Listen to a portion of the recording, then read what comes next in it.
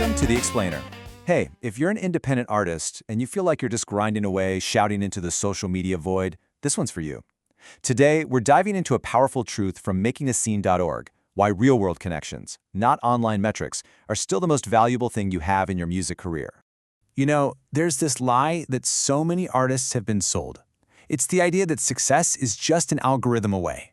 That if you just post enough, trend enough, and feed the machine, you'll make it. But here's the question. What if that machine wasn't built for you in the first place? See, that whole story sounds great if you're a tech platform, but for musicians, it's often a total dead end. So let's put that shiny promise up against the reality that a lot of artists are actually living.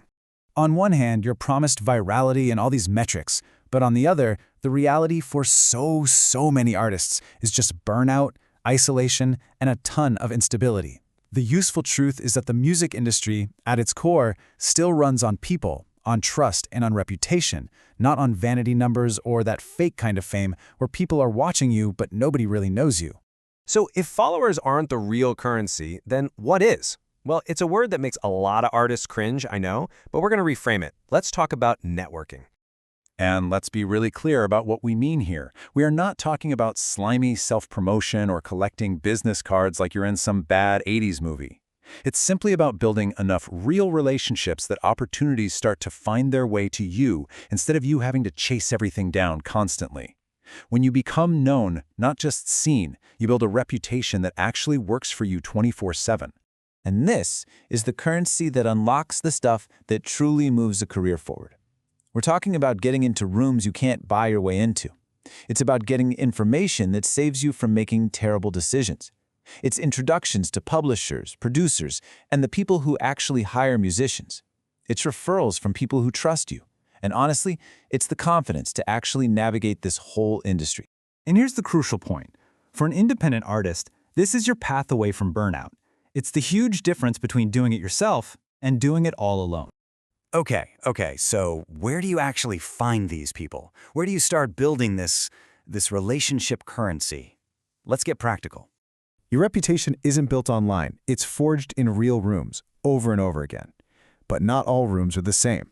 You've got your local scene, you have the more formal industry events, and then you have these kind of outside-the-box opportunities. Each one has a different purpose, so let's break down where you should be spending your time. Let's start right at home. Do not sleep on your local scene. Seriously.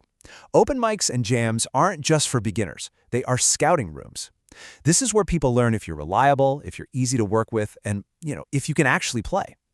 This is the lab where your reputation gets built. But it's not just about hanging out where other musicians go. The most powerful move you can make is to ask yourself a completely different question. And this one can change your entire approach. See, that one question opens up a whole new world of rooms. Local arts agencies, chambers of commerce, maybe even film industry mixers. But just showing up is only half the battle. How you act in those rooms, that's what makes all the difference. And it's why so many artists avoid networking. It just feels fake. The key is to shift your entire mindset. So how do you do this without feeling like a total fraud? Well, first off, lead with curiosity, not hunger. Just be interested in people. Ask them what they're working on. And then listen more than you talk.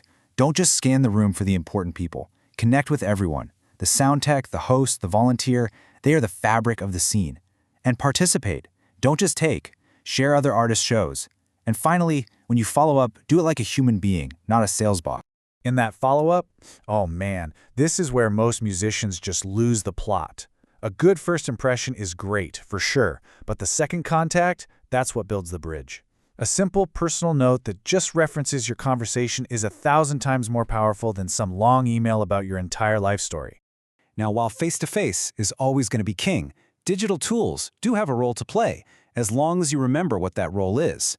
Think of them as a support system for your brain, not a replacement for your humanity. Use them to organize contacts, to remember to follow up, but never ever let them replace your actual personality. The handshake still comes first. So, you might be thinking, okay, this all sounds nice, but how does all this time and effort actually turn into a sustainable career? How does it pay the bills? Let's connect the dots from relationships right to revenue. And this isn't just theory. There is a direct path from a casual chat at a jam session to multiple, stable income streams. It starts with one local connection. That leads to a small gig, which puts you in front of a touring act. On that little run, you meet new people, an engineer, an opener, and then, 6 months later, those new contacts are the ones calling you for paid work. And that's how it happens. That's how one handshake branches out into all these different revenue streams. Your network becomes this web of direct opportunities that have absolutely nothing to do with an algorithm. We're talking better shows, co-writing royalties, session work, even licensing deals. Ultimately, the goal here isn't to be popular. It's not about being liked by the industry.